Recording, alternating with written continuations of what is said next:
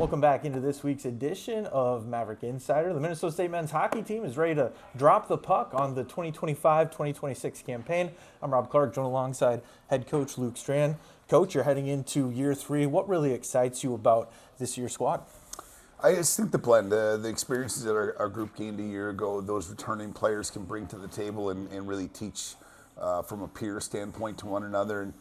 And the influx of new bodies. I mean, it's always, there's a little scary moment when there's new guys coming around, but there's also a refreshing moment in the door too, because their eyes are pretty wide about what they want to get done and their dreams, aspirations, and we feel we can help them accomplish them through these doors. How key is it to have so many guys with different experiences, all kind of coming in and blending together to make this Minnesota State hockey team? It's totally valuable. You look at the two Western guys that came in, and Tristan Lemire and Ian Samoza, who a year ago won the whole thing, and our conversations about when they played us and what that meant back and forth to one another. But at the same time, no matter where you came from, you've got a standard, and we're not dropping our standard or sharing our standard's our standard, and that doesn't matter if there's a new player here or not. Don't be the ladder don't be the low one on the pole. Let's put it that way.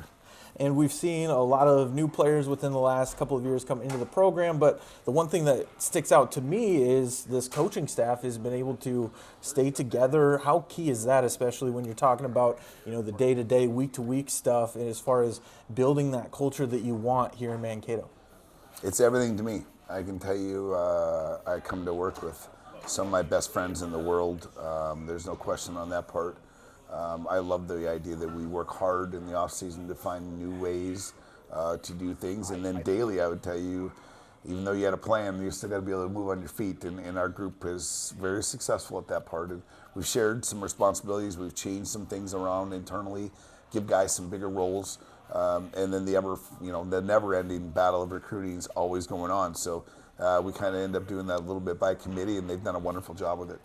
How does a program like MSU keep up in today's hockey? People. Yeah, I think you got to get the right people. There's a lot of money being tossed around, through NCAA. You got to get the right people that want to be this their home, and the reason they want to make it their home is because what they believe in is here, what they believe they can accomplish here. But at the end of the day, I don't know a wallet that makes a person a better person. So we got to get the right guys in the door and take care of one another. I do feel that the landscape is crazy. There's a keeping up with the Joneses part of it, but there's also you got to find ways to make yourself successful. How tough is the CCHA going to be this season? We see Michigan Tech go out and beat Minnesota to start the season. I think it'll be the best we've seen it. The parity, there's some new coaches, there's some new players. I think there's a balance between as far as there's enough internal competition that still stays in your craw from the year before. So that part doesn't go away. And then to your point, we got to go out for a whole league. You got to go out of conference, and you got to beat teams, and you got to beat opponents that are going to gain points for the rest of our league, the rest of the year. It's been off to a good start for guys to go out and do so. How excited is this group for the start of the season? Just being kind of a week behind, some of the other teams in the nation, getting to watch, some of those games play out that first week. That part's painful. It's painful Just as a want to coach. be out there. You want to be out there. You want to get going. It's funny. A week ago, you tried to poke the prod the guys a little bit. We don't play this weekend, so we got to get to this point, and we got to do these. And then once the weekend go by, they look at you now can we play type thing? And that's where we're at. And we've gone through a couple phases of.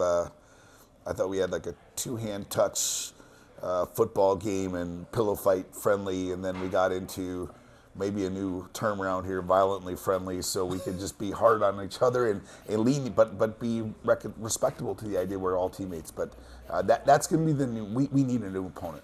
Are the guys getting kind of tired of beating up on one another? They're tired of each other, tired of me. They're tired of everything. They need to see a different jersey. But to their credit, I think they found different ways to grind, to work, to learn. The new guys have done a nice job buying in, and I think the returning players have done a great job of making sure that standard stays the same. How much will you learn about this team through the first 6 games of the season when we see all those non-conference opponents, Omaha, Wisconsin, and RPI? Well, right now there's been no adversity, right? There's you have internal, like, what you got to get better at. You can show video, but there hasn't been a scoreboard that's kept a live score and a poll and some other things.